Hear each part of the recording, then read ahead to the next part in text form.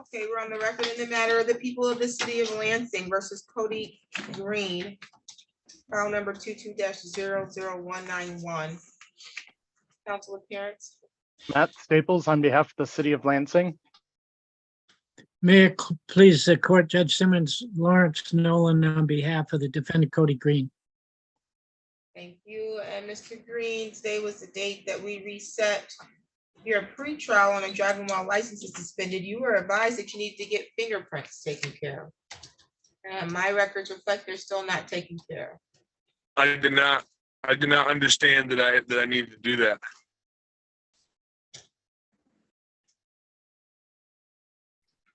We can have that done locally or in Lansing, Your Honor. Is it permissible to go to the Eaton Rapids Police Department? Mr. Green lives in Eaton Rapids and be fingerprinted?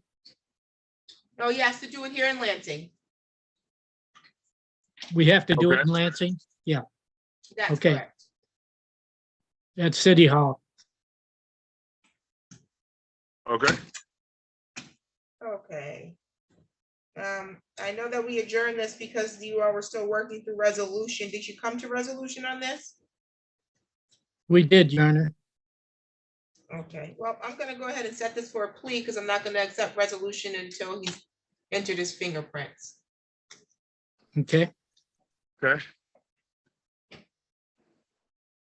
Cody, can you do that before the end of the week here? Go into Lansing at the Lansing Police Department and get yourself fingerprinted? Yeah, I'll find a ride somehow. Okay, and then we'll get to contact the court afterwards. Okay, does January 10th at 10 a.m. work for you, Mr. Nolan? I'll make it work, Your Honor. Okay, we'll reset it for January 10th at 10 o'clock in the morning. January 10th, That's Yeah. correct. 10 o'clock. Thank you very much, Your Honor. Happy New Year. Same to you. Happy New Year. You're all set for today, Mr. Green. Thank you. You're welcome. Thank you, Mr. Staples. You're welcome, Mr. Nolan. Have a good day. You too. Thanks, Judge. Thank you. Have a good one. Timothy Havis is on which matter? He's here on the ferry. Okay. Mr. Samuels is here on behalf of Sean Taylor.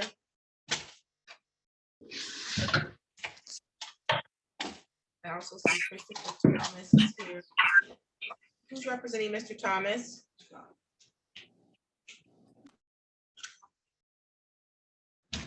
Have you, Your Honor? I'm ready to proceed. You're ready. Okay, we're on the record in the matter of the people of the city of Lansing versus Christopher Thomas, file number 22-03376. Council appearance. Matt Staples for the city of Lansing. An assistant public defender, Sarah Donnelly, on behalf of the defendant, Christopher Thomas, who's appearing separately by video. Today's the date that was reset for one count of trespassing. This was reset to process this request for court-appointed counsel. Ms. Donnelly is present today representing Mr. Thomas. How are we proceeding on this? Your Honor, at this time, Mr. Thomas would like to proceed with an offer from the city. Mr. Staples has willing to offer a different type of misdemeanor in order to, sometimes trespassing prevents people from getting housing. Mr. Thomas agrees to plead guilty in exchange to public misdemeanor, public disturbance, disturbing the peace, and to resolve the matter.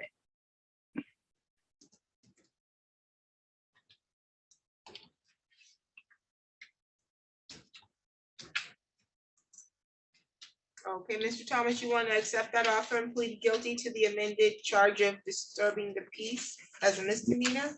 Yes, Your Honor. Please raise your right hand. Do you solemnly swear or affirm the testimony you're going to give is the truth and the whole truth under the penalty of perjury? Yes. Okay, you can put your hand down. Mr. Thomas, you have the right in this matter to proceed to a trial, and you have the right to jury trial, or you can have a non-jury trial. You have the right at trial to be represented by counsel. You have the right to the presumption of innocence, so you're innocent until proven guilty. and enjoy that right until the city can prove each element of the charge being brought against you, and they have to prove each element beyond a reasonable doubt. In order to plead guilty, you would need to first give up that right to the presumption of innocence. Is that what you want to do? Yes. Okay, is anybody threatening you in any way to get you to give up that right today? No. Okay, so you understand that you're also going to be giving up your right to see, hear, or question any of the witnesses that the prosecution intends to call in this matter. You're going to give up the right to call your own witnesses or present evidence at trial that you believe would further defense to this charge. You're going to give up the right to have them bring sufficient evidence to prove each element of the charge beyond a reasonable doubt. You're also giving up your right to remain silent and not have silence be used against you. Do you understand that? Yes, I do. And you're willing to give those rights up today? Correct. Nobody made any promises to you to get you to waive your rights and plead guilty? No. Are you currently on probation or parole? No. Okay. You understand that a guilty plea could result in a conviction that you may need to report to your employer? Yes. As to the amended charge of disturbing the peace, how do you plead, sir? Guilty. Okay, can I have a factual basis? Thank you, Your Honor. All right, Christopher, on December 1st of 2022, at or around 5 o'clock, were you at the McDonald's at 4700 South Cedar Street in the city of Lansing County of Ingham, state of Michigan? Yes. All right, and you had been at the McDonald's when Lansing Police Department had arrived, right? Yeah, I had been there for quite some time. I didn't realize it was as long as they say, but I had been there for a while. All right, and so you were told to leave and you refused to leave by both staff at McDonald's and the Lansing Police Department? Yeah, I was homeless, so I didn't really know where to go. And I stayed outside before and it was pretty cold, so I just sat there. All right, Your Honor, I have no further questions. Any questions from the city? No questions from the city, Your Honor. Court is satisfied with the factual basis. I'll accept your plea. Find your plea to be made freely, voluntarily, and intelligently. Are you still homeless, sir? No, I'm staying with my mom right now and I start working tomorrow. Where are you working? Meridian Magnesium. Your fine in this matter is $75. When can you make payment? My first paycheck is on the 13th. So I would say the 16th. Okay, I'll note here that you'll make payment then. You can make payment online using your case number, or you can come up in person to the court. We're on the 6th floor of City Hall. You can make payment at the criminal traffic window, okay? Okay. You have any questions? Nope. Any additional matters for the record, counsel?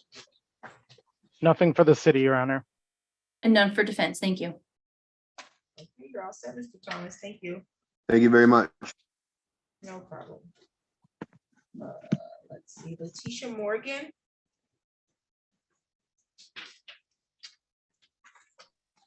Yes, Okay, Ms. Morgan, do you have an attorney?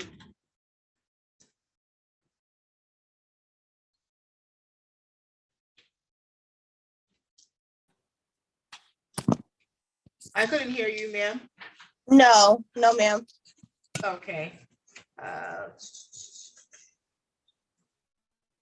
We're on the record in the matter of the people of the city of Lansing versus Letitia Morgan, file number 21L2648013, council appearance.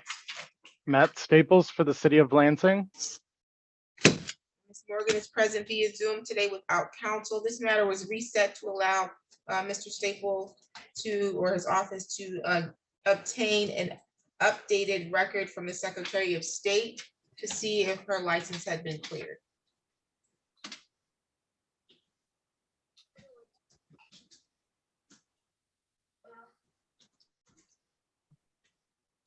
Yep, we do now show, Your Honor, that she does have a valid license.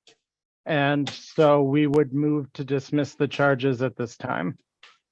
Okay, your case is dismissed, ma'am. You're all set. Thank you. You're welcome. Happy New Year. Happy New Year.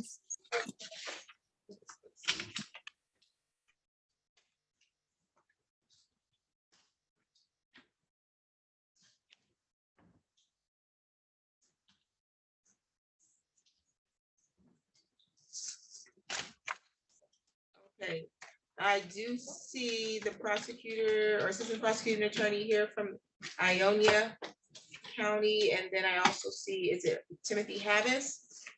Davis, Your Honor. Mr. Havis, how are you? Doing well. Thank you for asking. Okay, and did you need to speak to each other privately before we go on the record?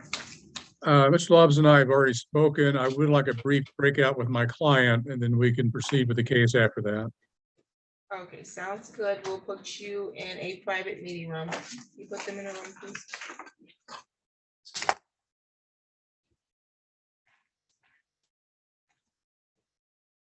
Okay, is Ronald Morris present? He is, Your Honor. Okay, are we ready to proceed? I believe so, Your Honor. Is he having a hearing? No, I Okay. think he's ready to tender a plea, Your Honor. We're on the record in the matter of the people of the city of Lansing versus Ronald Devon Morris, file number 20-03165. Council appearance. Thank you. I'm just going to be having Lieutenant Ronald Morris home. Matt Staples for the city of Lansing. Thank you. Today was the date and the time set for a hearing on a probation violation, and Mr. Green, you are advising that your client does not wish to continue with the hearing today. That is correct, Your Honor. Okay, so he would like to plead to all of the violations. Your Honor, he is ready to plead guilty to testing positive for THC. There was some confusion in the reporting process, but he did not report on a couple of occasions. And he has not paid his fine, which he'd be ready to do in about 2 or 3 weeks. And he owes, I think it's $800.27. And that's correct. You want to enter a guilty plea today to the violate or some of the violations at least? Yes. Can you raise your right hand? Do you solemnly swear or affirm the testimony you're going to give is the truth and the whole truth under the penalty of perjury? You can put your hand down. You previously arraigned Mr. Morris on a probation violation. I have here violation number 3, alleging that you failed to report monthly to your probation officer back on October 14, 2021, that your scheduled report days was the second Thursday of each month. That's that violation. Well, actually, there's another violation, violation number 10, that you tested positive for marijuana on October 4th, 2021, THC COOH in the amount of 71 nanograms per milliliter was detected by Adam. There's some handwriting for violation number 11, alleging that you failed to submit to PDT and or your analysis testing back on September 27th, October 20th, and November 4th, 2021. And then violation number 6, that you failed to pay fines and costs and restitution in the amount due $764 as of November 4th, 2021, total due $800. So you have the right today to have a contested hearing, sir. You have the right to have the city attorney's office and the probation department bring forth sufficient evidence to establish their burden that you did commit these violations as alleged. If you're found to be in violation of your probation status can be continued, it can be terminated, it can be extended, you could be faced with increased sanctions or jail time or a fine. Do you understand that? Okay, and you're willing to waive your contested hearing today? Who's forcing you to waive your hearing? Any promises being made to you if you waive your hearing? And you're pleading guilty to these violations freely and voluntarily? Okay, and as to the violation that you failed to report in October 14, 2021, how do you plead?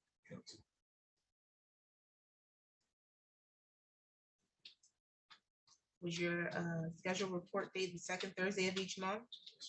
Did you report back on October 14, 2021? Why not? going to struggle at the time. I had just a lot of issues with him. I know I had obligations, you know, I pleaded guilty and took probation. So October violation here is that you tested positive for marijuana back on October 4th, 2021. Again, the results being 71 nanograms per milliliter. How do you plead? guilty. Okay. And were you ordered to test as part of your probation?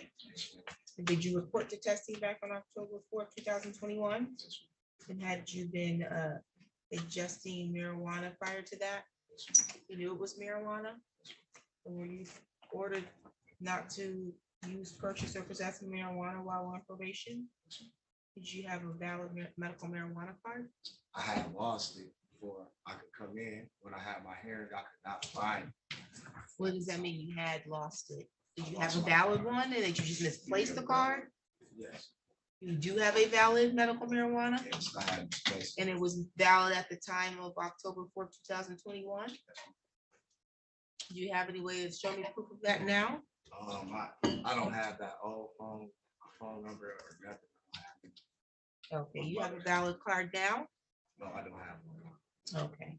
And then there is a violation that you failed to submit to preliminary breath testing and or your analysis back on September 27th, October 20th, and November 4th, 2021.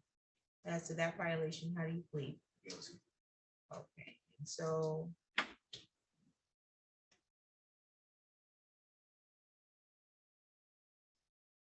as part of your probation, you were ordered to test monthly or regularly?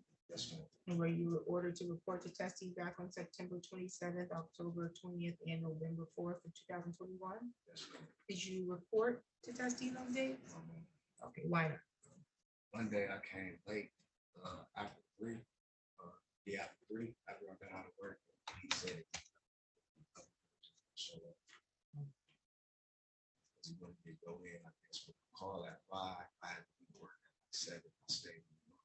So I called him and asked, could I come in before or after? I didn't get an answer. So the first time.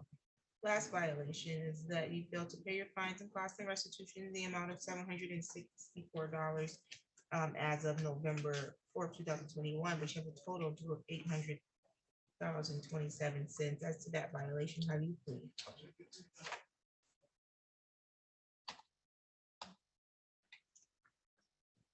As part of your sentencing, were you ordered to pay fines and costs and restitution? Looks like the total was $840.27. Is that correct?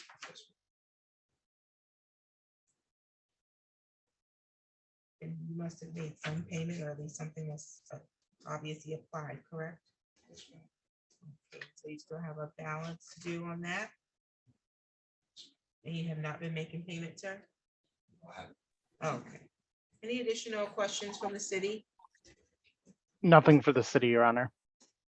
Okay, any questions from you, Mr. Green? No, Your Honor. Okay, the court is satisfied with the factual basis. I'll accept your plea. Find your plea to be made freely, voluntarily, and intelligently. The recommendation from probation that you have a balance of $1,014.32. I wonder how the balance grew. What happened there? I talked to the probation agent taken over from Mario, Heather. Tuhosky? She indicated that right now with waiving the, I think, a late fee or something like that, because of the benchmark, the total would be $800.27. That's my understanding. I may be wrong.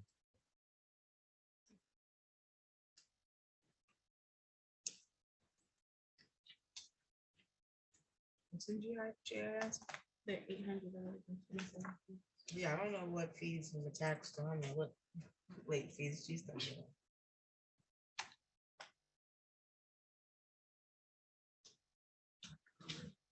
Yeah, I don't know where they came up with the extra money. It said here clearly that he was ordered to pay $746. I don't have anything on here indicating that this was late fees was attached because of collections or something. So I don't know where that came from. That looks like he paid something. Last payment was of $40, it looks like back on May 5th, 2021. Recommendation is to terminate his probation status because he's making no effort on probation and to impose jail time at the court's discretion. Mr. Green, you can address the court. Thank you, Your Honor. Mr. Morris came to me through a couple of other people referrals, and his goal was to make sure he gets all of this cleaned up. As the court may recall, we were with Mr. Staples in the court a few weeks ago on a misdemeanor that he was put to a civil infraction. Court ordered him to pay $75 by that Friday. He called me up that Friday. He came to the courthouse. That was the day before Christmas Eve. So he did make the attempt to pay it that day. And I said, no, the courts are closed today. Sorry about that, but go Monday. When I checked the website, closed Monday too.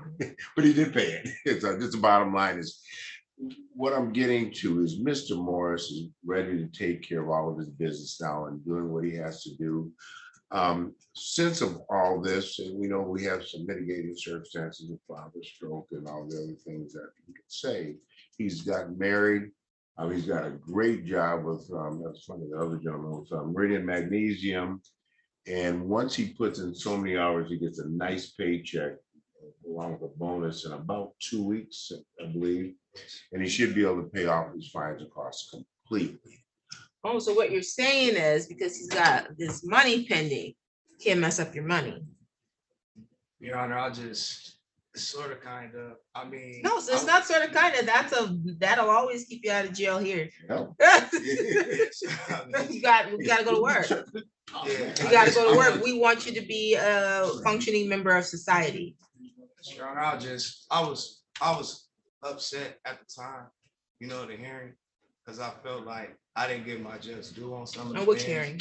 when I had my old PO, Mr. Ledeski. So Okay. like, you know, like reporting to the mother against drunk driving.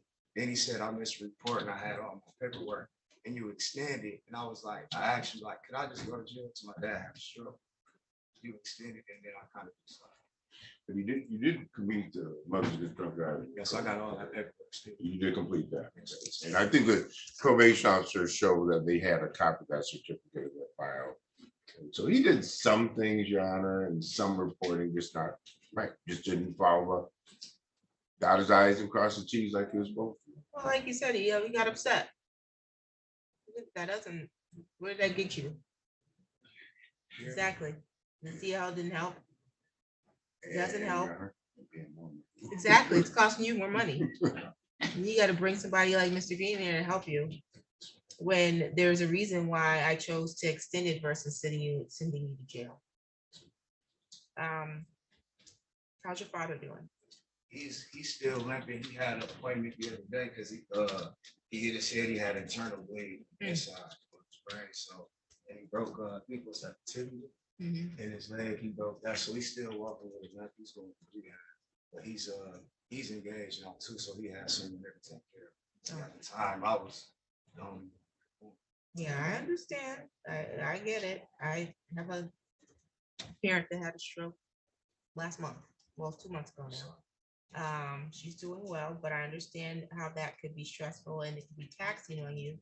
I also understand how you still have to be an adult and take care of your business in the midst of those things. And so I'm giving you some grace. It sounds like you found your way back to where you needed to be. You got Mr. Green in here advocating for you. You're ready to, you're working. You got a good job.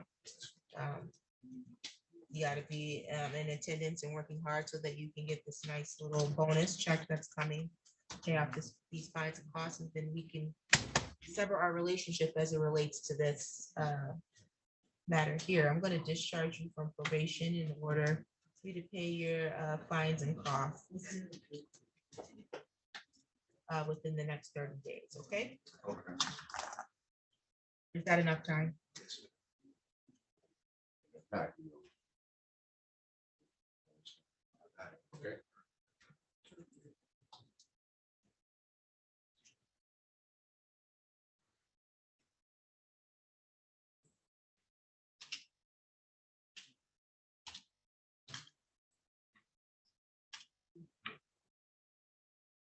Do you have any questions today, sir?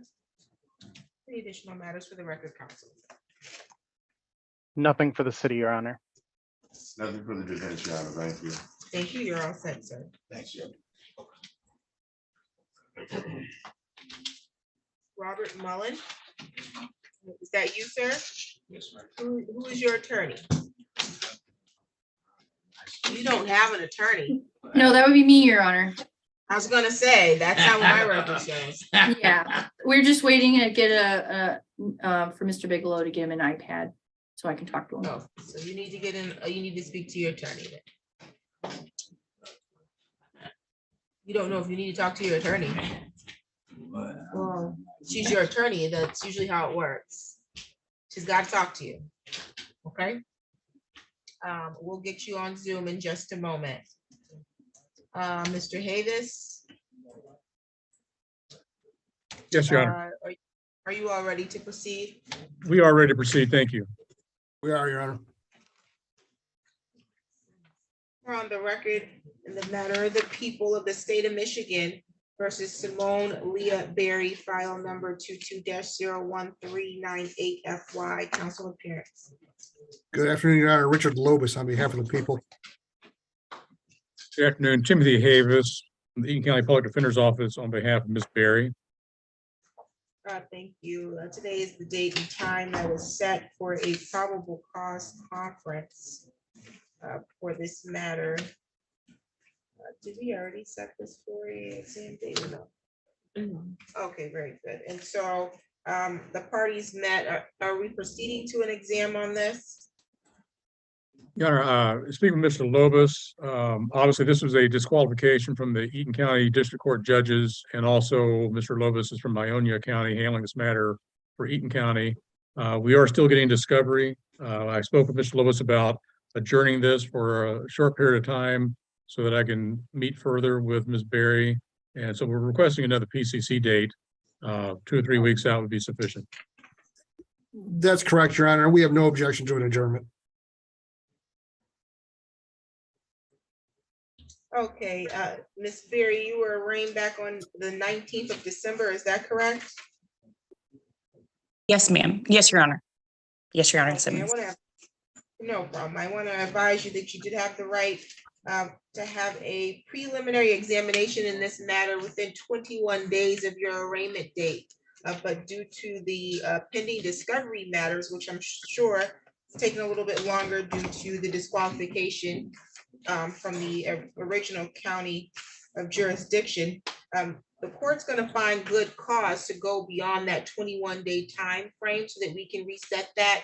That'll give you time to get discovery and your attorney to properly advise you as to how you should best proceed in this matter, okay?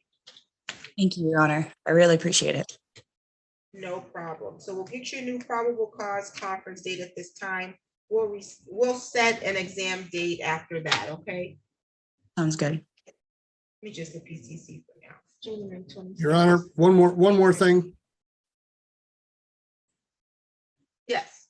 In my conversation with Mr. Havis, I neglected to mention this, but my understanding is, talking to the victim, that the defendant has contacted her Saturday night and also contacted his brother.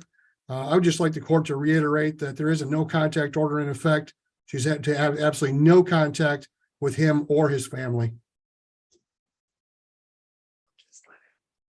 Okay, I'll address that in just a moment. What day was it? January 26th. January 26th work for both parties for a new PCC date. At what time? 8:30 in the morning. That'll work for us. Yes, Your Honor.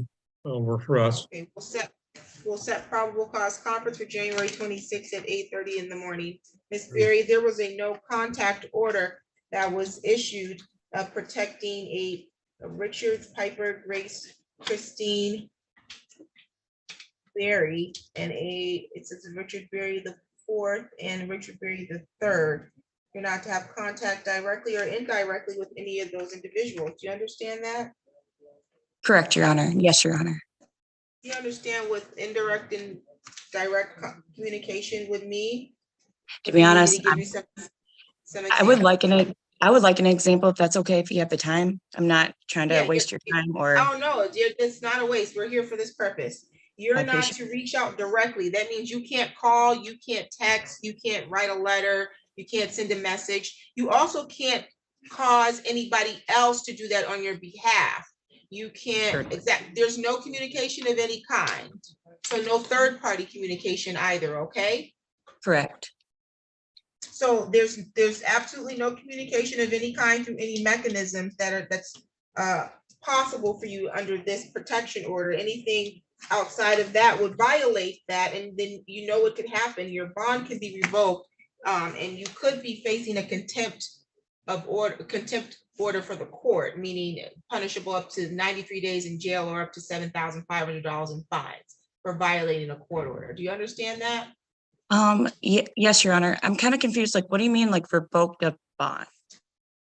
Revoked Like, what bond, is meaning that? you're out on bond right now. I believe your bond was set at 10,000 cash surety. Correct. Yes, that could be revoked for violating. You could be sitting in jail pending this matter. I'd rather not. Yep, I thought that would be the case. So it's not worth it to try to maneuver outside of the no contact order. It's set in Yes, Your place Honor. for the protection of the parties, okay? Yes, Your Honor. Your Honor, If if I you could have any address, other questions, your attorney can absolutely help you with that, okay? Okay. Sorry. So my brother-in-law wasn't on like the protective order. But that's like a third party kind of thing you're saying?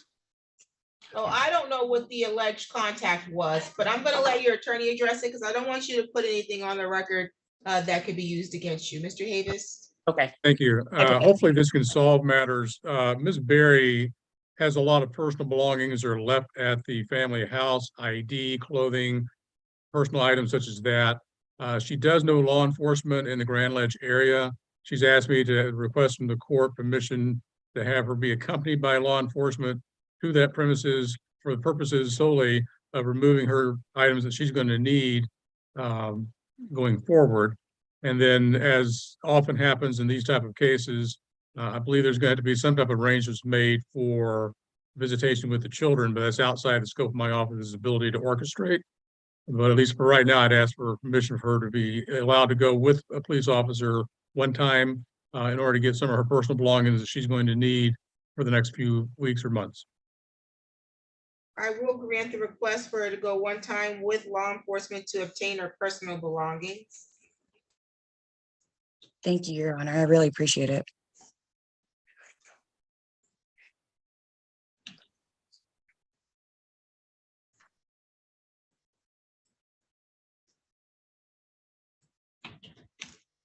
All other conditions of bond will continue as originally set by Judge O'Neill. Any additional matters for the record today? Your Honor, I can work with Mr. Havis on making a date and arranging for that pickup with law enforcement. Very good. For the defense, thank you. May I say something though? I do need my birth certificate, social security card, ID, because I am applying for jobs and they need that and they're waiting for it so I can get hired. So sooner than later if possible. We'll coordinate on that on your behalf, Simone. Thank you. Any additional matters, counsel? No, Your Honor. Nothing, Your Honor. Thank you. Thank you. You're all set, Ms. Berry. We'll see you on the 26th. Sounds good. Have a blessed day. Thank you. Same to you.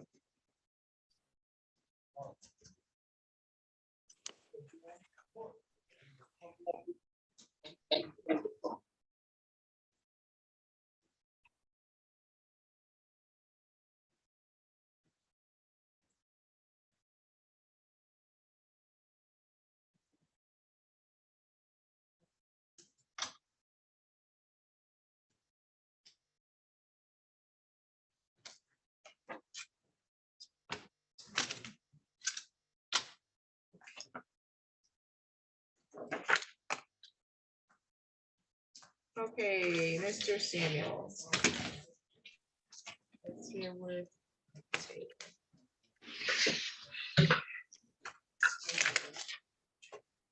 We're on the record in the matter of the people of the city of Lansing versus Sean Terrell Taylor, file number 22-02521 SM. Council appearance. Matthew Ma- Samuels on. I'm sorry, Matthew Samuels on behalf of Mr. Taylor. We're both appearing by Zoom. Okay, today was the date and the time set for a sentencing.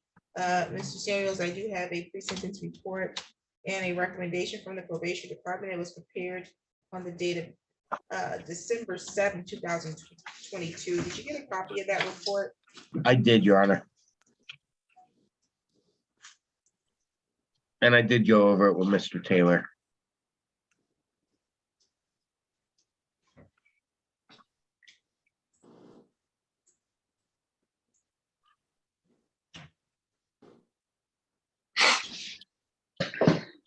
Okay.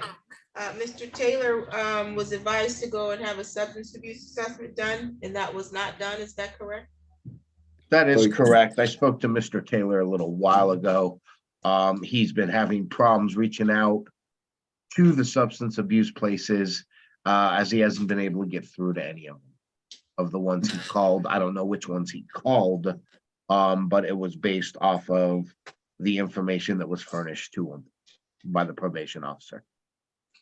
Your Honor, they kept having, if you don't mind me speaking, they kept having me like basically leave messages at each one. None of them ever reached back out. Even when I called back, it's kind of like I always got the voicemail. And I called multiple ones because I got a list from you guys. It was Okay, was this during the holidays? I did it before the holidays and during the holidays because my attorney had contacted me again and told me that I hadn't did it, but I had told him I've been trying to do it, and he just asked me to try to do it again. So I tried to do it again. I still got no contact back. But I had asked if I could do one in Detroit, but they had told me just to use the ones you guys gave me out there. So I didn't know if it would have been faster if I did it in Detroit or not. I was just going by what you guys told me to do. Okay, if they gave you a list and you need to follow that list, I'm sure that there are some approved places in the Detroit area, because is that where you're residing, in Detroit? Yes, ma'am. Only reason I was doing the Lansing list because that's just the list I got. So I just wanted to just. Didn't I sentence this co-defendant last week? I believe you did, Your Honor. He told me he was having the same problems though, Your Honor. Okay. Could someone give me the co-defendant?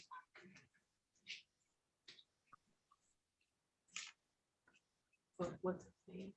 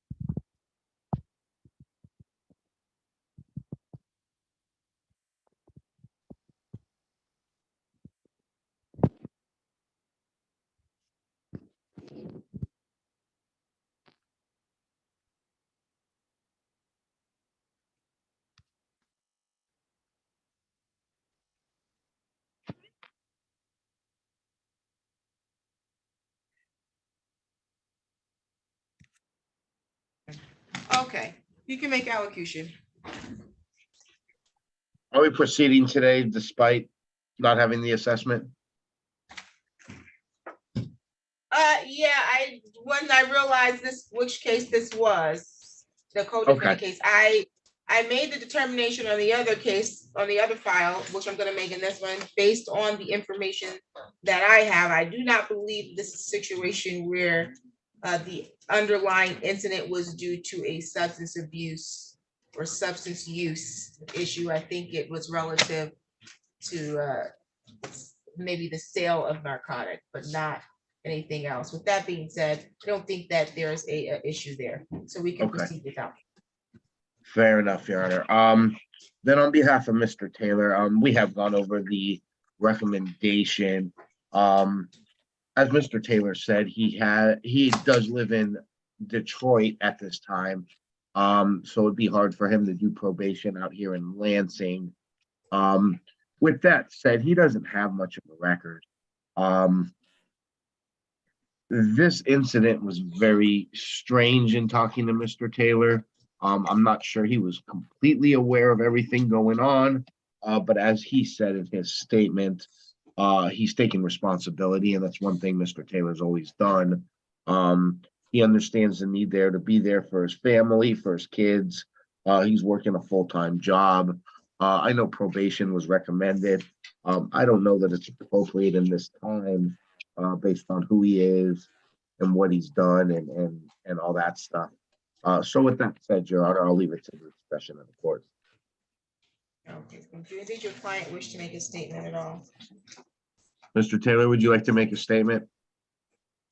Just you really set it off for him. I know I was wrong place, wrong time, made a mistake, but whatever consequences do come, I'm ready for him. Just apologize one more time to you in the court. But other than that, that's all. Just as long as I can be out here with my family. I wish not to be on probation, but probation will be better than jail time. As long as I'll be able to take care of my kids, I'm fine. Oh, very good. I've had an opportunity to review the pre-sentence report, the recommendation, and then your prior criminal history, which was limited. As I stated before, I don't believe that this is an issue that's relative to your having an issue with the use of narcotics. It's not what I think this was about. We do not have an assessment. I didn't have an assessment in the co-defendant's case either. I recognize that neither of you live in this area, but that does not mean that you would not be able to complete a term of probation. We put people on probation all the time in other jurisdictions. You all are reporting virtually on Zoom anyways. And so I am going to adopt the recommendation, but with modifications. I don't think that 12 months of probation is necessary at this time. I am going to give you 6 months probation. You'll be reporting via Zoom. I am going to order that you participate in regular PBT and your analysis testing during that time. And the probation department can provide you a place that's located where you are to do that. You will not need to come to Lansing to do a PBT, okay, or your analysis testing. Got you.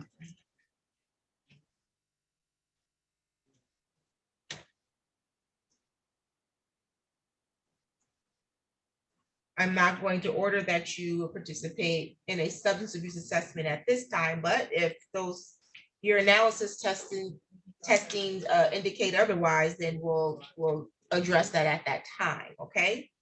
Yes, Your Honor. I'm going to order that you maintain your employment while you're on probation. You should not be engaged in any assaultive or threatening behavior while you're on probation. And you're not to use, purchase, or possess alcohol, marijuana, or controlled substance while on probation. I'm not going to order you to not be at bars and nightclubs because I think you work at a club. Yeah, I work at a bar, literally. I'm a cook. I'm not, right, that's what I thought. So I'm not going to order that you not be there because you need to be there to work. But just remember that you're going to be testing. Yes, ma'am. I got a question though. Just a simple about question. Testing. No, it really don't matter. I know that I had just got they just told me I got two discs got a place in my back and one poking into my spine. I was gonna ask if I got a medical marijuana card, could I smoke? I just asking. Yep, if you have a medical marijuana card, you just need to show it to, or provide a copy of it to your probation officer. Okay, that's all I wanted to know. No problem. Do you have any other questions? No, Your Honor. Okay, as to fines and costs, there's a $75 crime victim rights fee that must be assessed per statute, and there's also a $50 state minimum cost that also must be assessed. Probation for 6 months is $180. I'm gonna waive any discretionary fines and costs at this time. So you have a total of $305 that you'll owe in fines and costs. You'll make monthly payments on that, okay? Yes, Your Honor. Lastly, there's an advice of rights as to probation. You should pay attention. This will indicate to you how you may possibly get off probation and within 90 days instead of 6 months, okay? You have been sentenced to a term of probation in the 54A District Court. The probation conditions have been individually tailored and are specific to address your assessed risks and needs. Except for cases of domestic violence, criminal sex crimes, and stalking offenses, or an offense where the defense was guilty but mentally ill was asserted, you may be eligible for early discharge from probation. You have the following rights. You have the right to request early discharge from probation once you have completed half the original term ordered by the judge. Your probation officer may, but is not required to, file a notice with the judge once you become eligible for early discharge. The probation officer must send to you and the city attorney a copy of such notice. The prosecuting attorney, that's the city attorney's office, has 14 days after receipt of this notice to file any written objections to your early discharge. You may, on your own accord, make a request for early discharge from probation by doing the following. After doing the following, you have completed all of the required probation requirements or for programming, which I really haven't given you any programming at this time. And B, you have not violated probation within the last 3 months prior to your request. So in your case, I'm putting you on a probationary term of 6 months. If you've not violated it within 90 days, you can submit your request for early discharge. If a hearing is scheduled to address the hearing, your request for early discharge, you would have the right to hire or retain an attorney. You do not have the right to court-appointed counsel for any hearing for early discharge. For your information, I've not ever set a hearing for that at this point. So that's not something you should be overly concerned about. But lastly, you can make that request for early discharge by completing the MC 512 form. That's the notice regarding eligibility for early discharge. And that is located on the court website. Okay, sir? Yes, Your Honor. Do you have any questions? No, I don't. Okay.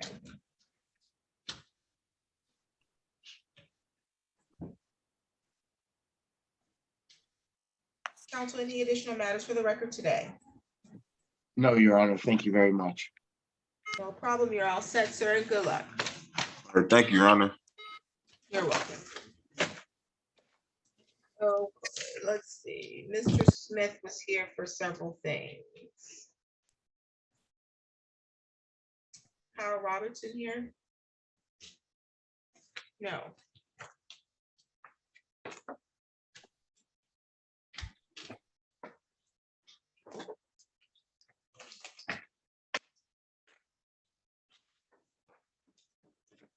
It said there was no service on that one. You're referring to one of my cases, Your Honor? Yeah, we have a note in here that we didn't have proof of service for Kyle Robertson. That is correct. I just had Mr. Ellis and I spoke in a breakout room at 1:30. We had a Samantha Dennison with service at 1:30 and a Carrie Horton at 2. Okay, yeah, we had Kyle Robertson on the docket today at 1:30. Yeah, I don't know that. I don't believe we got him served. And I think my staff had reached out just to say, look, take it off the docket. We just never got service. Sounds good. And then Mr. Dennison, you said, Miss Dennison, you spoke to Miss Dennison? No, I have not. This was a follow-up date for docs. And we never received them. Never received the documents and she's failed to appear for the review. Let's see, there was already a show cause. Okay, she's been show caused already. You can issue a bench warrant. Okay, as a point of reference for bond balances, $10,469.17.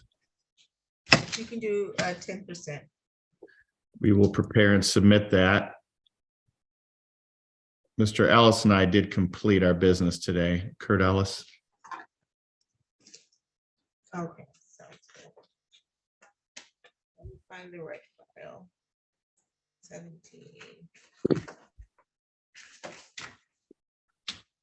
Okay, so that was, Mr. Ellis was here for a show cause after bench warrant. You've completed your business. Do you need another date or are We you all don't, set? no, we had an excellent meeting. He has all the documents that you ordered that were responsive to your subpoena. I gave my fax number. He'll have those to me by the end of the week. More importantly, we got a payment plan put together. I'm going to get him a letter reminding him of how and when to make those payments. And for purposes of the examination, it's concluded, Your Honor. No need for control. Do you have any questions? I do not. Okay, well then you're all set. Thank you, sir. Thank you very much. No Thank you, problem. Kurt. Thank you. You bet. Oh, and I know that Ms. Horton just joined us. Did you need to speak with her privately? Yeah, let's, if I could do that, that would help a lot, Your Honor. Okay, Ms. Horton, are you there? Yes, I'm here. Okay, I'm gonna add you to the breakout room with Mr. Smith. Okay.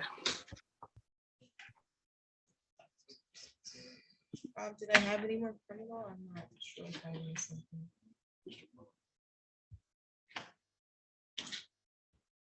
I'm sorry. Mr. Mullen here. Who's representing Mr. Mullen? I am, Your Honor. Okay, very good. We're on the record in the matter of the people of the city of Lansing versus Robert Mullen, file number 20-01156OT, council appearance. Matt Staples for the city of Lansing. An Assistant Public Defender Sarah Donnelly on behalf of the defendant Robert Mullen, who's appearing in person. Okay, Mr. Mullen, today was the date that was reset for a pretrial and driving while license is suspended. Ms. Donnelly, how do you want to proceed on this?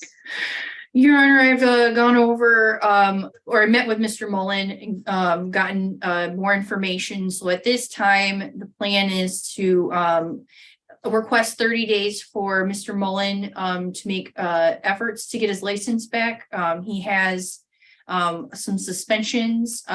He wants to, I've recommended or advised him how to get his driving record from the Secretary of State. I've also talked to Mr. Staples about some of what's suspending his license. So hopefully we can get some of this cleared up, Your Honor. Oh, boy, Mr. Mullen, I don't know. No.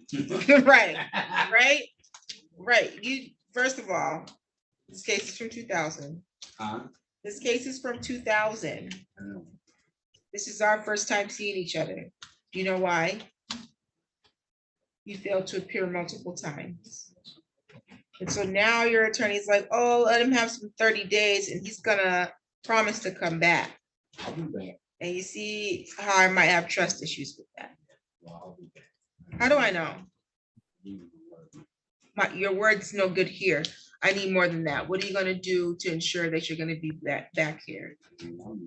And you're gonna go make efforts to get your license cleared? I wanna go see what the way she made it sound like I got just one fine that I need to pay.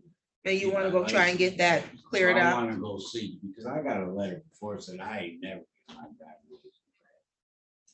But if they let me get it back, I'd like to get it back because it is hindering my life. We know, and we want you to have it back. The only reason that I lost my license is because when I moved home from Georgia, I left Bible school, I came home. They didn't tell me if I leave Georgia, if I don't re-up on my insurance, that my driver's license gets suspended. And that's when I got my first driver's without a driver's license in 2001. Got it. Okay, well, if your attorney is giving you some advice about what you can do to go and get that remedied, it's my hope that you would follow through on that so that you can have a license. I need a license. I know you do. Depending on people. Listen, I know you do. You know what else you need to do? Come back to court at your next court date. I will, I told you. So that we don't have to keep arraigning you on a bench warrant. I Okay? want this all over with. I want. We all do for I you. want We it all want the over. best for you, and that's for you to have a license and not a bench warrant. Yeah. Okay? Yeah. Okay, so I'm gonna give you You asked for 30 days, Ms. Donnelly? Yes, Your Honor. Okay, we're gonna reset this. I don't know how you keep track of your court dates. Do you have a phone or something that you put your dates Not in? yet. Okay, well, I don't know if you need to put a string around your finger, whatever you gotta do. You need to make sure you don't forget I to will come back be to here. court on this date that I'm about to give you, okay? February 7th. 10 a.m. February 7th at 10 o'clock in the morning.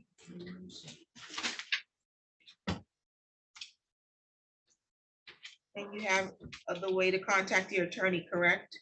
No, I asked her, I gave her a phone number, she could call me, you could give me your number if you'd like. Well, I don't have her number, but you all can make, you can always contact the public defender's office and your attorney. What's your attorney's name? I won't, man. You just met with her. Darling. Hey. I'm not going nowhere, I'll be here. Well, I don't know, I'm worried because you don't even know, you didn't even know you had an attorney when you came here today. I ain't even, it's been Christmas, everything been closed. I know that, but you requested an attorney, correct? Yeah, Okay, and so you have one. Her name is Sarah. I even sold it up with no attorney. Yeah, well, you had an attorney, you just didn't know about it. Yes. Okay, her name is Sarah Donnelly. You stay in contact with your attorney so that you don't miss your court date, okay? Yes, I'll That's be the here. information for your next court date. What does it say? Says don't be late. Yeah, definitely says that. I was 30 minutes early waiting. And what else does it say there? The 7th. The 7th of February at 10 o'clock. So don't forget it and don't be late, okay? I won't forget it, and I Do you won't have be any late. questions, sir? I'm good, man. Any additional matters for the record, counsel? Nothing for the city, Your Honor. And none for defense. Thank you, Your Honor. You're all set, sir. We'll see you on the 7th of Thank you, ma'am. February. God bless you. Same to you.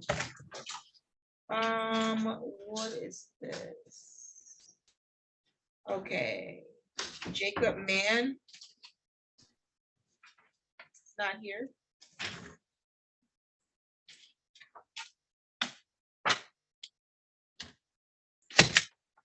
Bench warrant.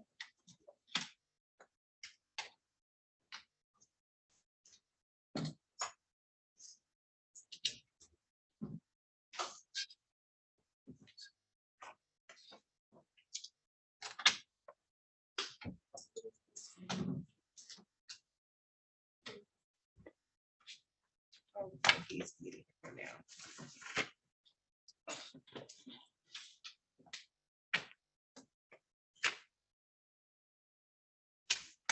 Your Honor, Yes. on Mr. Mann, I noticed on our system that we don't have a city docket case from, but we have a state docket case from for the 23rd. So I was wondering if there was some confusion on his part. Would you allow a 48-hour hold on that? And I'll get in touch with Mr. Lee and see if we can figure out if he can come to court today or tomorrow. Are you So I'm just, representing him on a state case? Is that what Yeah, you're we saying? represent him. Yes, exactly. We have him on 2 state cases. But I don't see the city case in our system, so there might be some confusion. I'll just Okay. allow 48 hours to see if I can get a hold of him. Yeah, we can hold it for 48 hours. Okay, all right. Thank you, Your Honor. No problem. All right, for that, I think I'm done. So you guys have a good day. Thank you. I think that's all I have for criminal today. Thank you. Thank you. Yep. Thank you, Your Honor. Have a good day. Same to you. What is this? Let's see.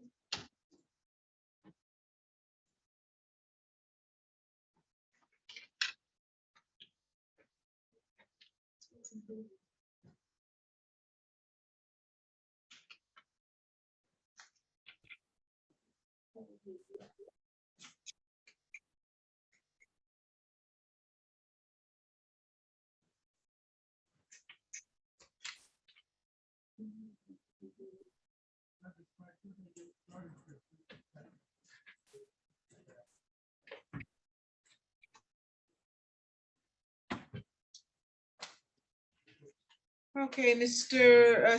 Smith, you're back with Ms. Horton. Are you all set or do you need a further control date? No, we're good. Ms. Horton was kind enough to tender the documents in order that were responsive to your subpoena. We received those. More importantly, we did set up a payment plan at our last hearing. She indicates first payment is in the mail.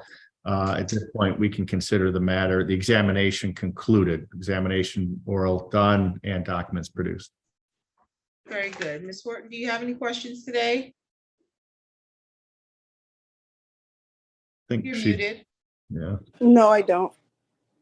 Okay, very good. Then you're all set. Thank you. Thank you, Ms. Horton. Yep. Okay, thank you as well, Your Honor. I think that's everything I had on your docket this afternoon. That's correct. Thank you. Thank you. Have a good one. Okay, we're on the record in the matter of Sun Secured Financing LLC versus Stanley and Alicia Spiker. File number is 22-01463. Council appearance. Good afternoon, Your Honor. Christopher Sosson, spelled Sossong, 259383, appearing on behalf of the plaintiff. Okay, and then I see Stanley and Alicia Spiker. You're present without counsel today, correct? Right. I couldn't hear you. I said correct. Okay, very good. Today's the date and time set for a motion for summary disposition. And that motion was filed by the plaintiff. Did you get a copy of that, Mr. and Mrs. Spiker? Yes. Okay, and then I see a document dated December 7th, 2022. Was that purported to be your response to the motion? Yes. Did you get a copy of that, Mr. Sassong? Yes, Your Honor. Our office did receive a letter dated December 7th, as well as some attached, documents to the letter. Okay.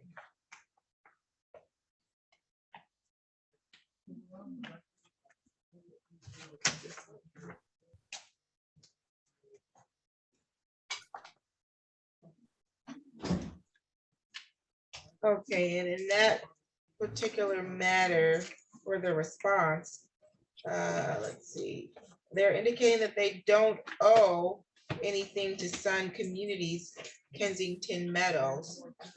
That they went to court back on December 14, 2020, February 22nd, 2021, and then again on March 15, 2021, and that the last hearing on the case was dismissed.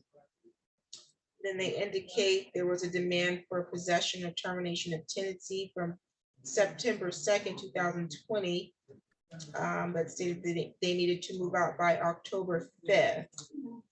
Let's see here.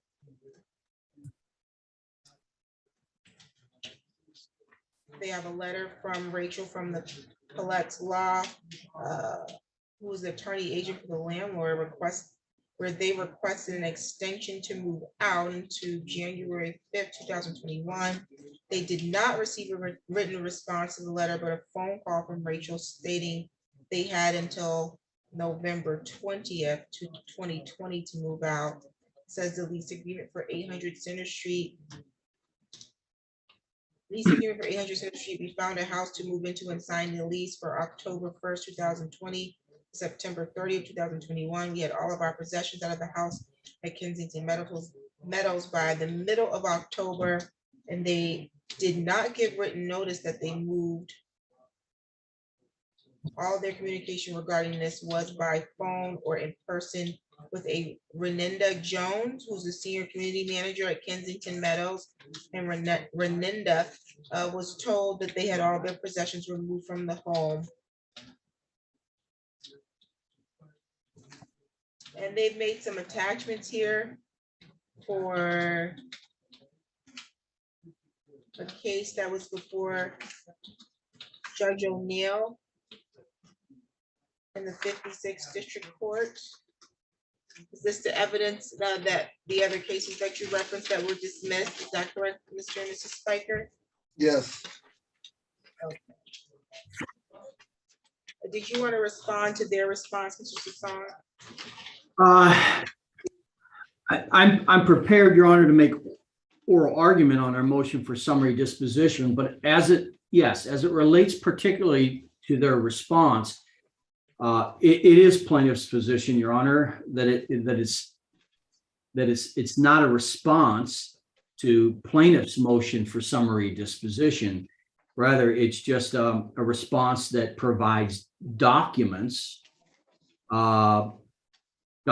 related to this case. So, but I certainly can address that in my oral argument on plaintiff's motion. Mhm. You can do so at this time. Thank you. Thank you, Your Honor.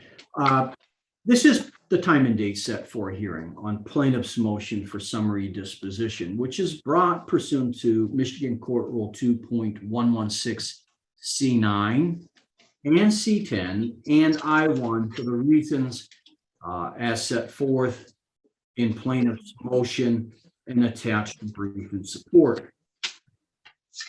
It is plaintiff's position, Your Honor, that plaintiff commenced this claim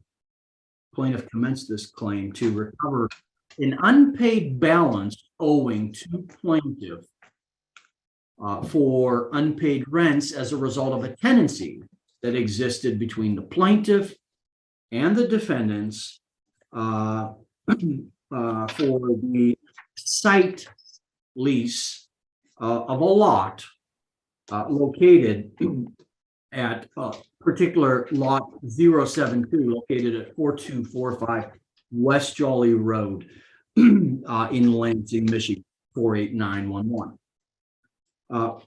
It is plaintiff's position that the party entered into a lease agreement on February 13th of 2019 for the rental of a site lease, not a manufactured home, to the defendants at lot 072, on which the defendants would place their own manufactured home for a period of 1 year, a 1-year tenancy, beginning and commencing on March 1st, 2019, and terminating on February 29th of 2020. Plaintiff, in fact, provided the lot as agreed per the lease agreement.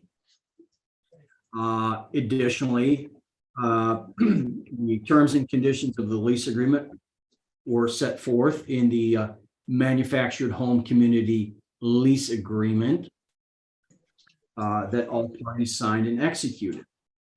Plaintiff complied with the terms and provisions of the agreement by making the site available for the tenancy in exchange for the defendant's agreement to pay rent during the course of the tenancy.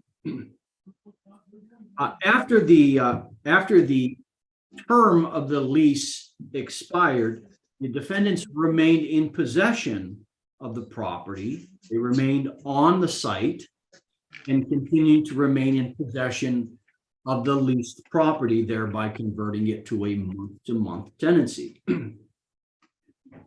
Pursuant to the terms and conditions of the agreement, this month-to-month tenancy continued until such time as summary proceedings were commenced by plaintiff against the defendants. However, it is plaintiff's position that those summary proceedings did not result in the litigation or adjudication of a possession judgment or money judgment. The result of the summary proceedings per a dismissal was entered on March 16th of 2021 was a dismissal without prejudice. It is plaintiff's position that the defendants failed to remit the rental payments for the site for the duration of the tenancy as agreed, in addition to fees and utilities and other charges that the parties had agreed to per the lease, the original lease agreement. It is plaintiff's position that the defendants owe an unpaid balance of $3,935.94 as a result of their default on the lease agreement. Plaintiff subsequently commenced this cause of action to recover this unpaid balance. Excuse me. I would note as well that the defendants filed an answer to the complaint Their answer to the complaint consists of, it appears, 2 sentences. It is plaintiff's position that their answer is not an answer that comports with Michigan Court Rule 2.111C through D by answering each and every allegation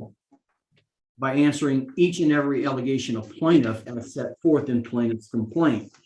As a result, it is plaintiff's position that because the answer is non-responsive and fails to respond to each allegation in plaintiff's complaint is therefore deemed admitted pursuant to MCR 2.111E. Particularly 2.111E1, which provides that allegations in a pleading that requires a responsive pleading other than allegations of the amount of damage or the nature of the relief demanded are admitted if not denied in the responsive pleading. Additionally, I would note as well that the defendants failed at the time they filed their responsive pleading, their first responsive pleading, their answer, to file any affirmative defenses or raise any affirmative defenses in opposition to the complaint. They simply filed this non-comporting answer dated July 27th, filed no affirmative defenses nor raised any affirmative defenses to plaintiff's claim. As they're required to do, pursuant to MCR 2.111 F2 through 3, at the time they filed their first responsive pleading. Subsequently, Your Honor, plaintiff has moved to file this motion for summary disposition based upon the foregoing facts.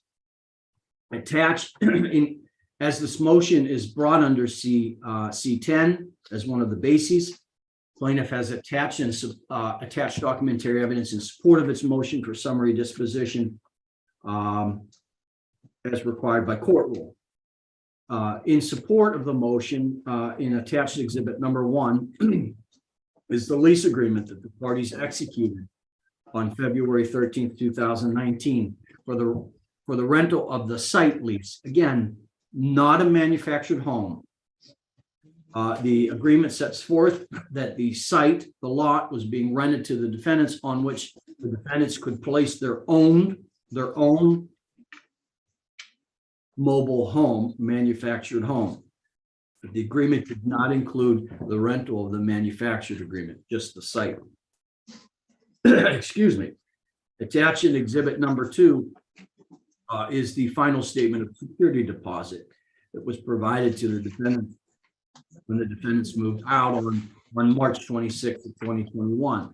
This final statement reflects charges of unpaid rent as well as fees and utilities, less any deposits that the defendants had made during their tenancy term for the unpaid account balance of $3,935.94.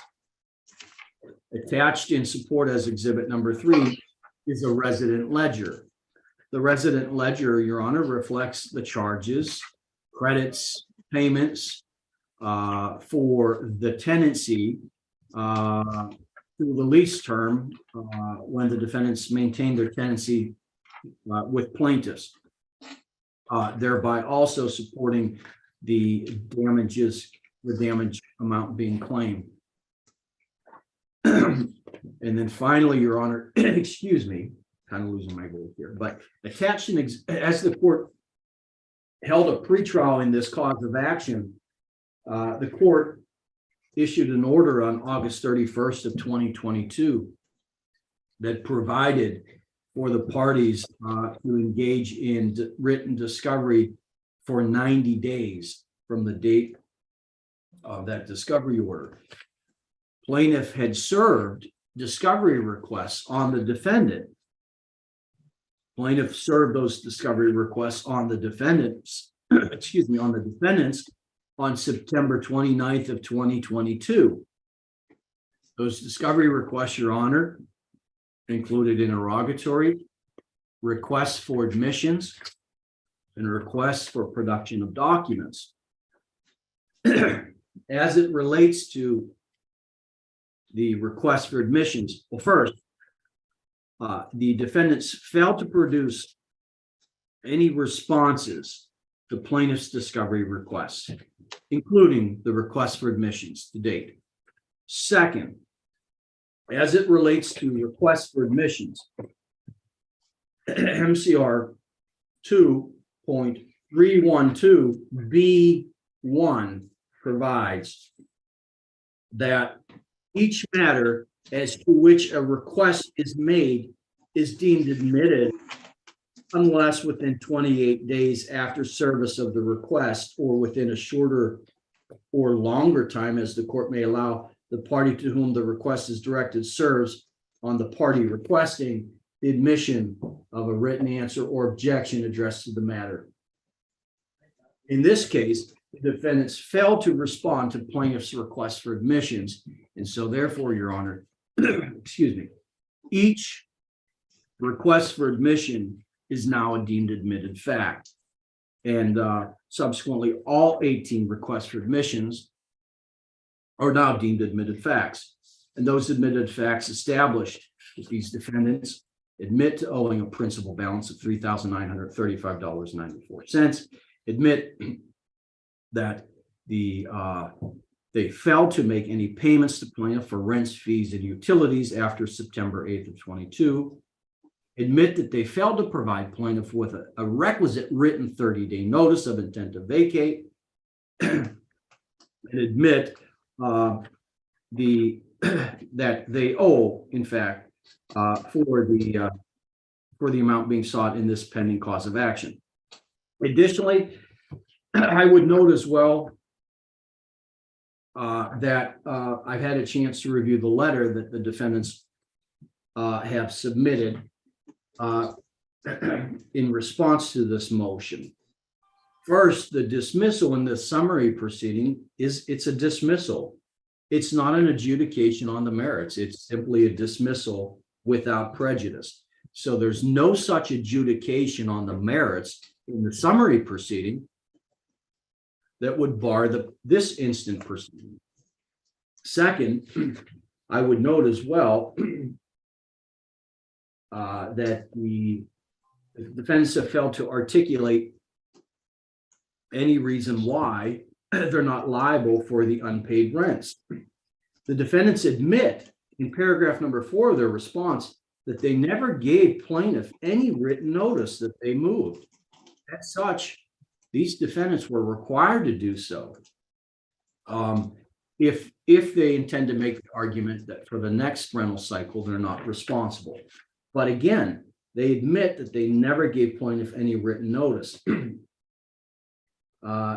So, Your Honor, for all the reasons as set forth in the motion and attached brief in support, it is plaintiff's position that its motion is well supported in fact and law, that these defendants remained liable for unpaid rents and fees per the lease agreement, per the continued tenancy until the move-out date on 3/26 of 2021. And as such, plaintiff respectfully requested the court grant the motion and enter an order of judgment as a matter of law for the relief requested. For all of the reasons I've argued orally on the record here in open court today, and for all the reasons as thoroughly set forth in the motion and attached brief. Thank you. Okay, thank you. And the plaintiff is raising several issues here for your benefit, Mr. and Mrs. Spiker. One of those is that he's claiming that your answer was insufficient, meaning your answer did not comport with the court rules as to how you're supposed to respond properly to the complaint that was filed that you received. In reviewing the answer that you provided, it is not in proportion with the court rules. It simply indicates you disagree that you owe this. However, the court does have the ability to essentially grant you some grace as it relates to your knowledge of how you should answer a complaint. We did appear in court since the date that the plaintiff and the court received that answer, and we appeared in court for the purposes of your pretrial. And I have a joint pretrial statement here, to which was signed by plaintiff, indicating that the pleadings were satisfactory for both parties. So as to your allegation at this point that it's no longer satisfactory, Mr. Sasong, I'm going to have to decline that because you waived that when you appeared for the pretrial and stated the pleadings were satisfactory for you.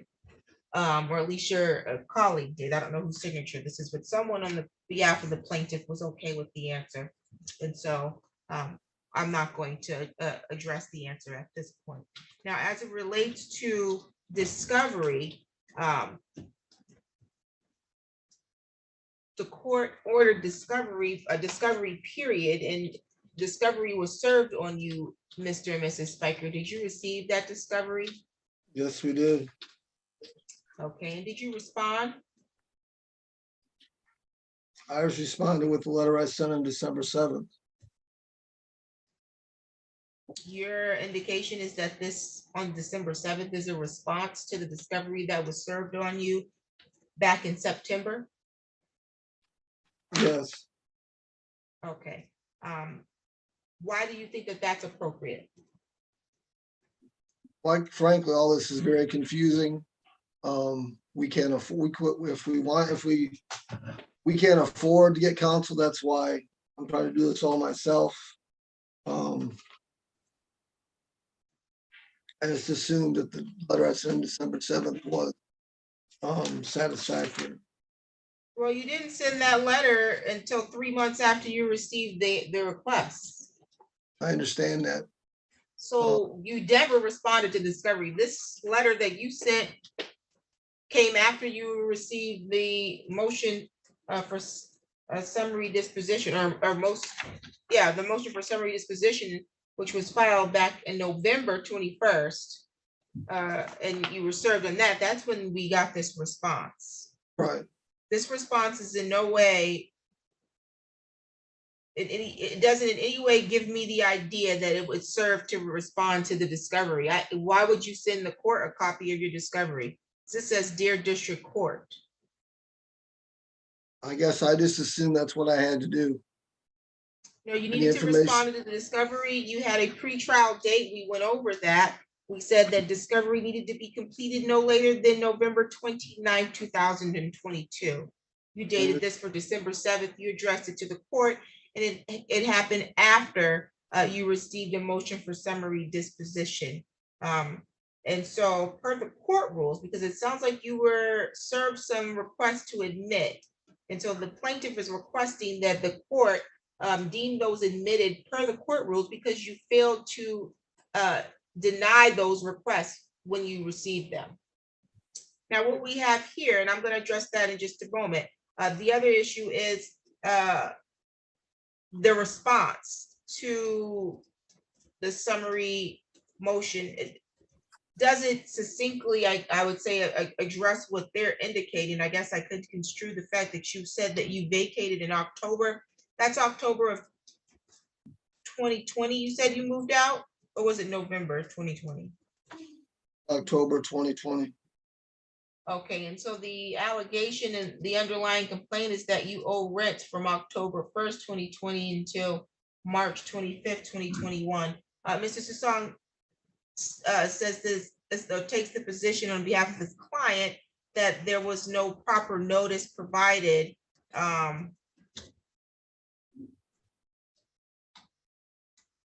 to at the end or the close of this month-to-month rental period. Mr. Sasong, can you just advise the court, how did your client determine that they had vacated in March? Well, as I understand, Your Honor, the actual manufactured home sometime in late January of 2021 was repossessed, physically repossessed by the lien holder. And it was repossessed from from the site, the actual site lease itself. So hence we have the rental period in January. We have that knowledge by my client. We have that next rental period of February. So that removal becomes the 30-day notice, the knowledge of it being gone, Okay. vacated, nothing else on the site. So hence Got it. February and March's rent. Okay, so was that correct, Mr. and Mrs. Spiker? Was the mobile home repossessed from the site It in was, January? it was repossessed from us. From my knowledge, it still remains on the site. And someone else is living there. Someone else bought it for 20,000 more than we did in March. But Why he's trying to say March? Somebody moved in March. We're talking about what you're liable for.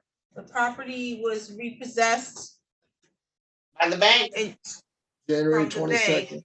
in Yes, February 22nd, January 22nd. January 2021. Yes, So why do you not believe that you're responsible for this time period then, just because you moved out of the house?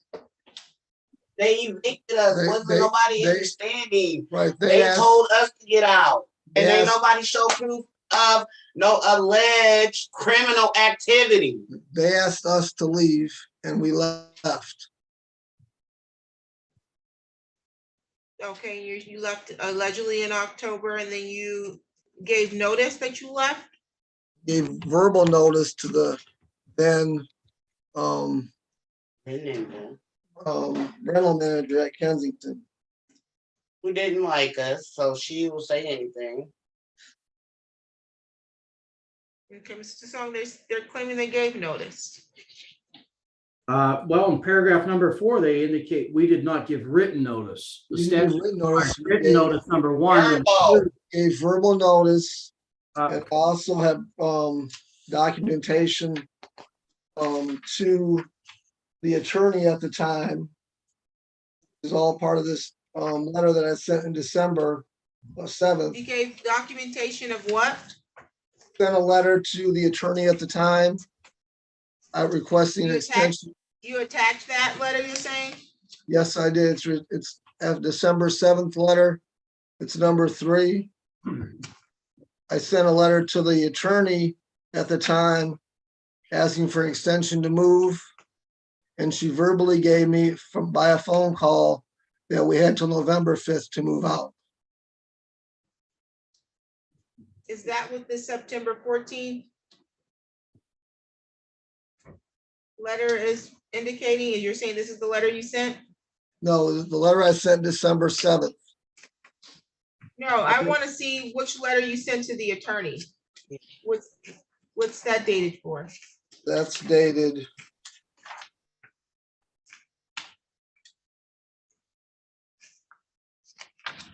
Just a minute.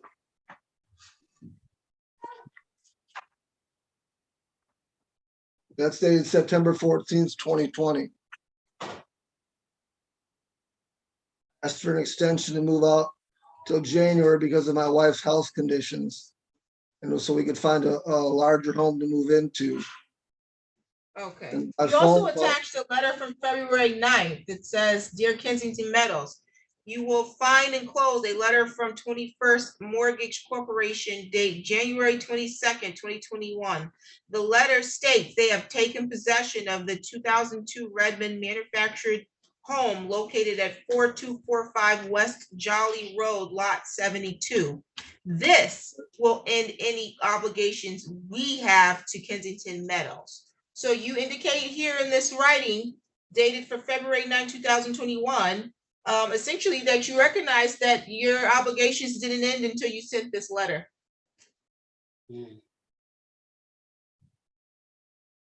You put that in writing already. Based on this letter and your failure to respond to discovery properly, the court is going to grant the plaintiff's motion for summary disposition. Did you Your Honor. provide an order? Plaintiff did submit an order along with the filing of the motion. if the court doesn't have one, we'll submit another, but one was submitted. Let me check. It's possibly in here. Let's see.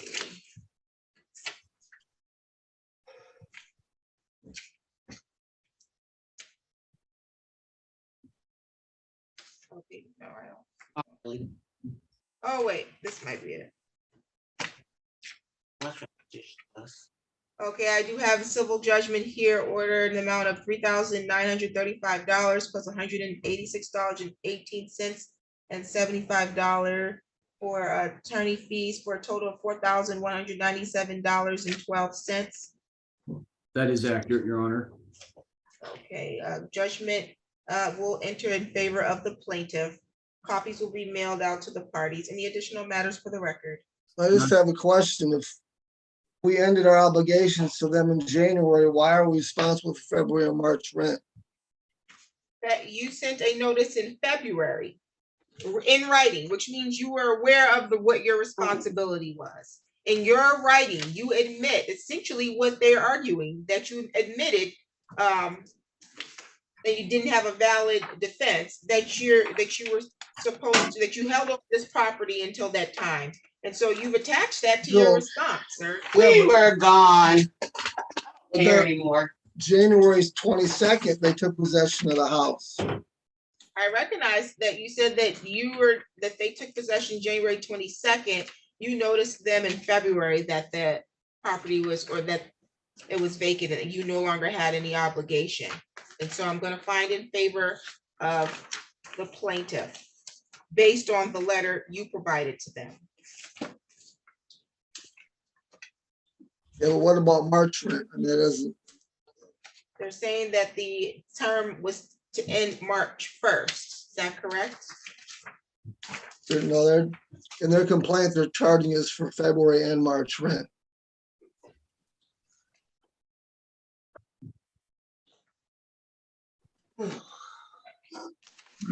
They're seeking recovery for a term period between October 1st and March 1st.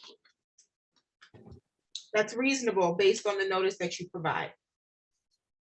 Considering someone else had already bought the place and living there in March. I don't have any knowledge or record of that, and you would. He ought to. Their attorney should. You, ma'am, had an opportunity to seek discovery during the discovery period, or to respond to them in writing to request or to state that. You all failed to respond, and you have admitted all of the omissions that they requested by your failure to respond to them properly. Even if we were evicted. In addition, you filed an answer to their motion with the date of February 9th, 2021, indicating as of February 9th that you were ending your obligations to Kensington Meadows.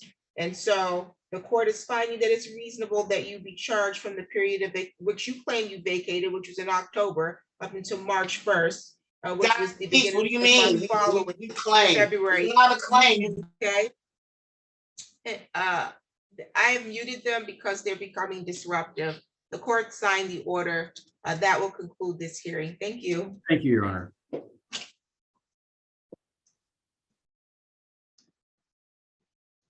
Ms. Donnelly. Yes, Your Honor. Mr. Mann should be in the courtroom.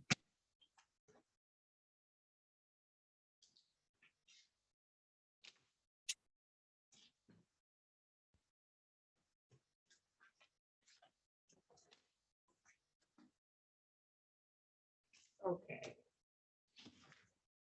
We don't have a city attorney though. What are we doing on this? Yes, can we just get a brief adjournment to next week or the week after so that I can get the application for this case and the discovery for it? Okay, sounds good.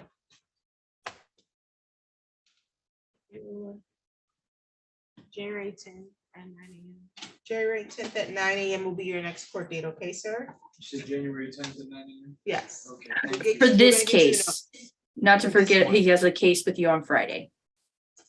You still have court on Friday, okay? Yeah, that's the 6th, correct? Correct. Right.